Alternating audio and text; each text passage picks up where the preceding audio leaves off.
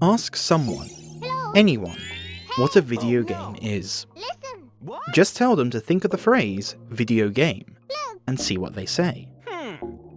Undoubtedly, the first thing that pops into their minds will be something pixelated, accompanied with some sounds like,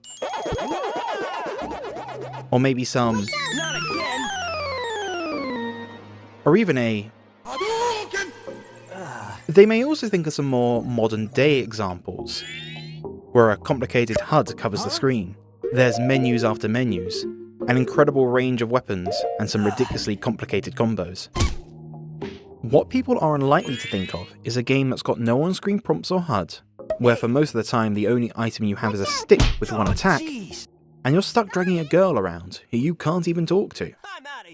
Despite this, the very title I'm talking about delivered an experience more unique than most, and was one of the first stepping stones into truly exploring the video game medium. I am, of course, talking about Ico.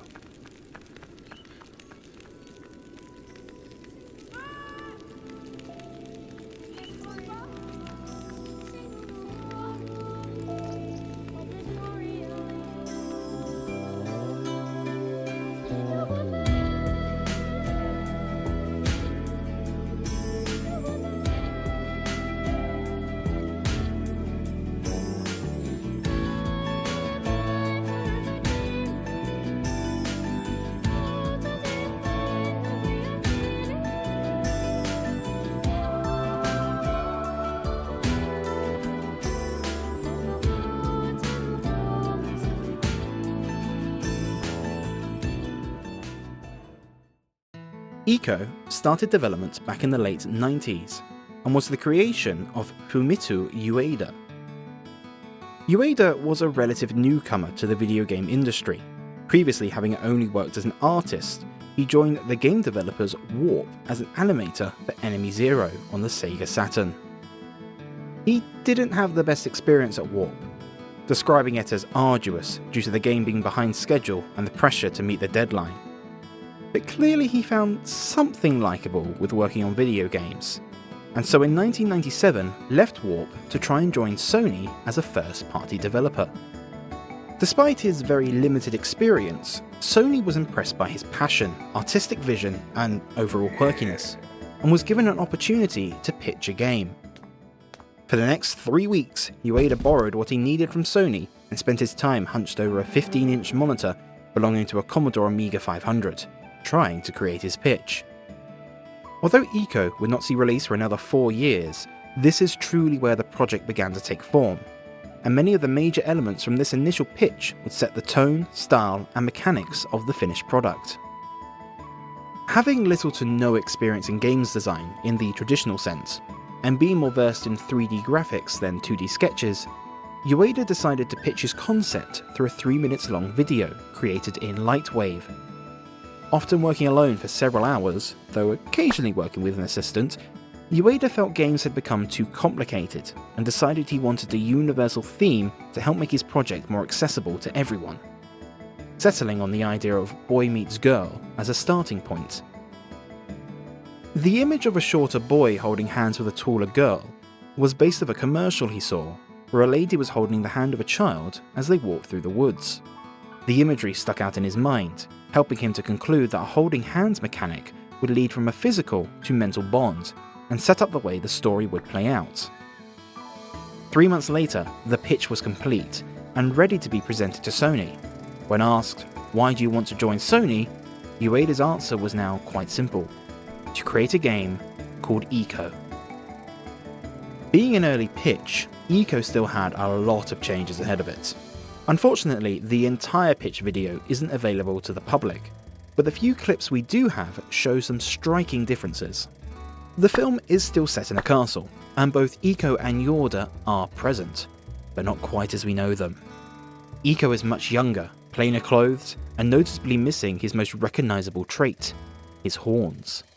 At this point, Ico was a normal human servant, but he was still the one to find the mysterious Ueda locked up in one of the castle's many rooms, and decides to rescue her with his trusty stick. But oh boy, is Ueda quite different. Ueda was older, covered in strange glowing cursed tattoos. and their clothing bears little resemblance to a finalised look. Initially, Ico was to have the tattoo, but at some point this swapped to Yorda. Obviously, the biggest change is that she is wearing a horned helmet.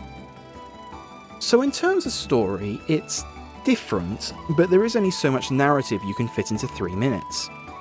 Ico discovers Yorda, and the two flee the castle, the surrounding fields, and local village. Eventually, they escape to a deserted island, and plan to try and destroy the castle. Reports claim that they were chased not by the final game's antagonist of the Queen, as she was yet to be created, but instead armoured flying robots that shot lasers at them, which, isn't something you can really picture happening in the finished product.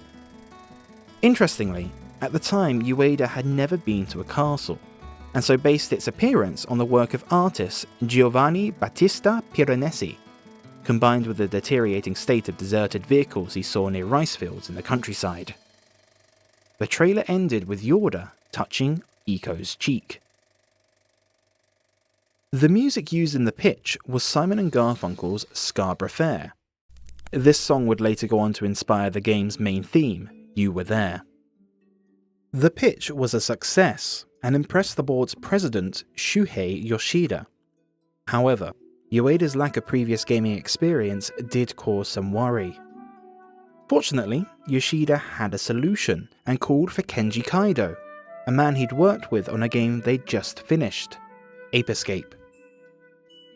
While still quite new at Sony itself, Kaido had around 10 years of game-making experience under his belt, and with him giving a hand, the chances of Ico's success was far greater. In September 1997, the project gained its budget, and Ico for the PlayStation 1 officially began. Ueda at the helm as director, and Kaido alongside him as producer. The first thing they did was sit down the team they had and show them the video to demonstrate exactly what they were going for. This apparently proved so useful for the team that Ueda would later go on to create another film for his next game.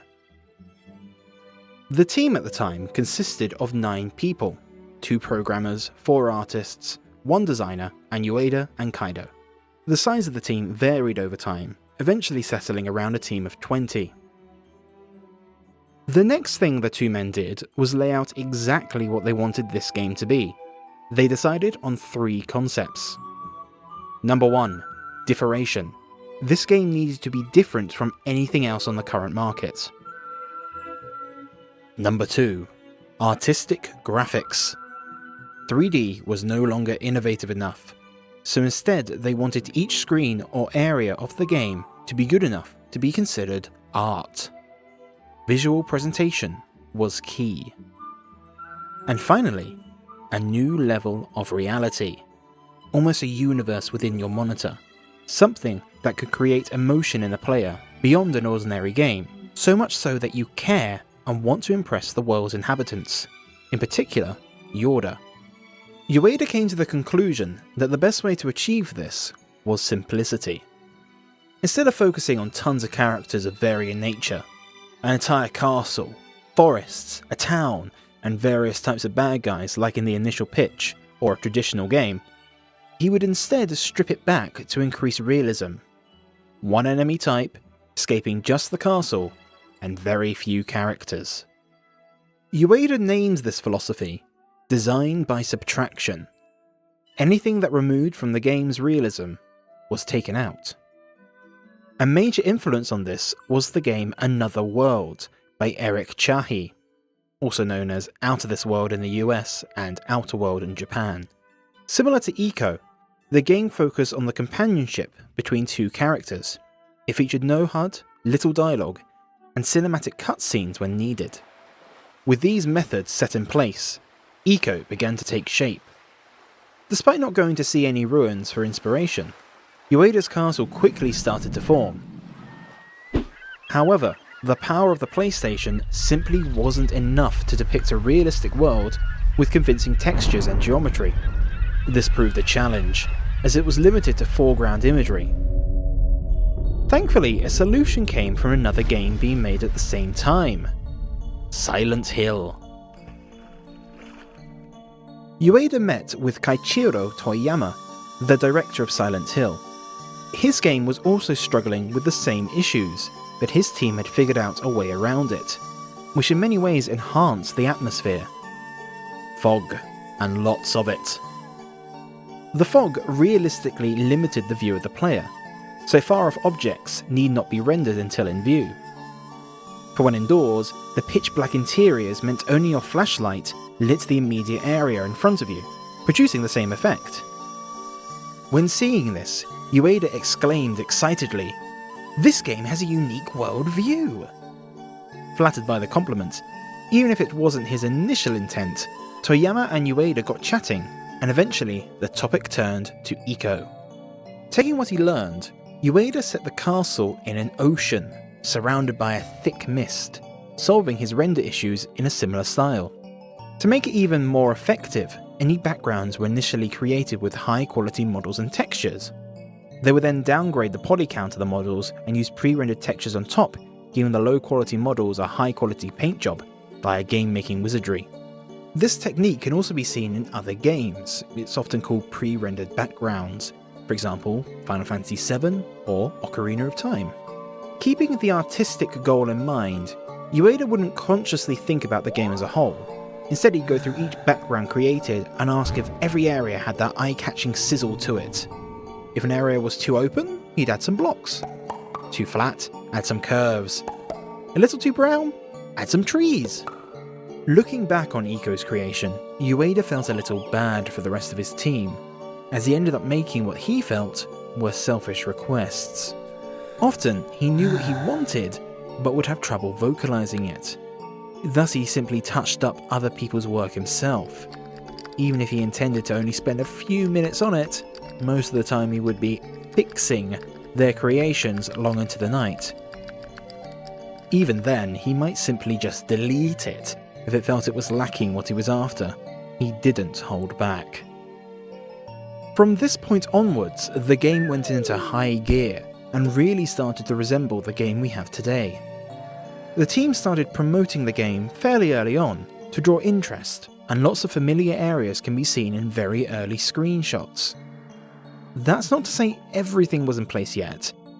Far from it. Ueda was worried for a long time if Ico would even be accepted by gamers. With no high scores, power-ups or combos, would anyone even buy it?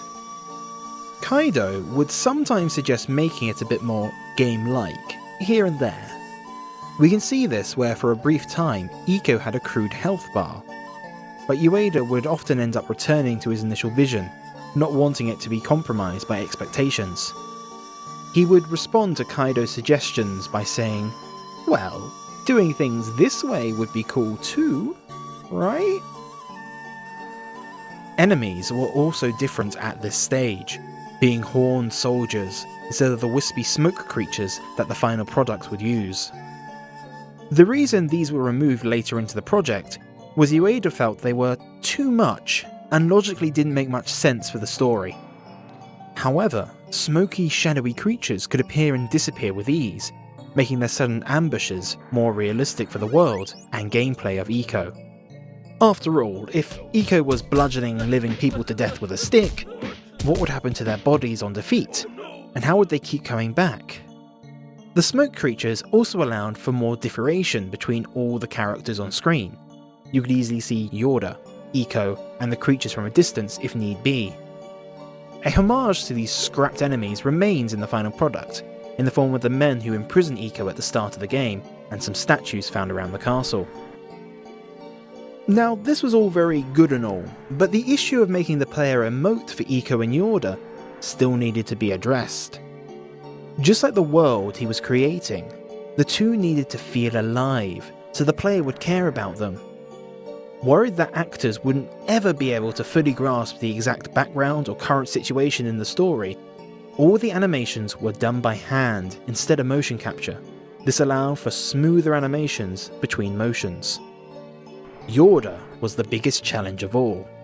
If her animations didn't look like they had any thought behind them, she would be reduced to an annoying chore the player had to drag around.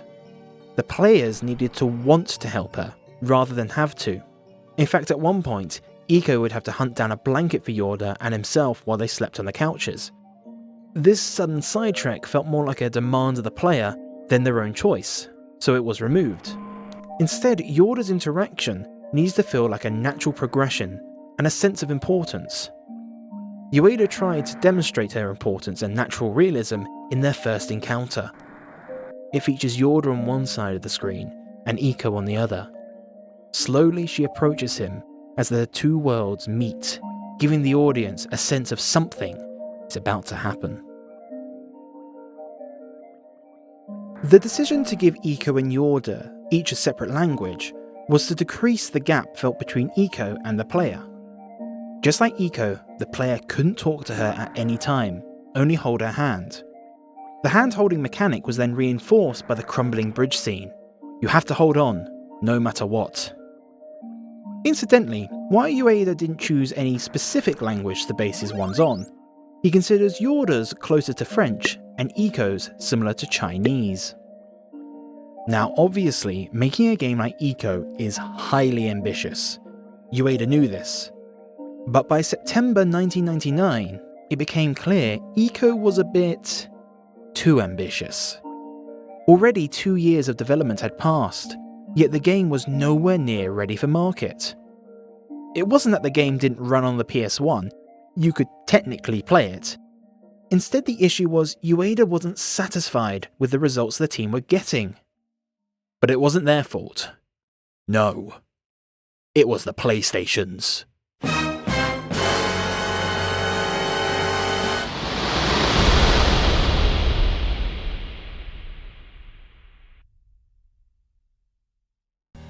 This ends part 1 of our look into Ico's development.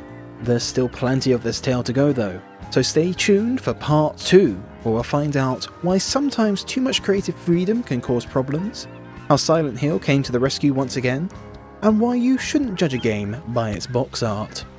Thank you very much for watching, please comment, subscribe and share this video if you can, and I'll see you all next time.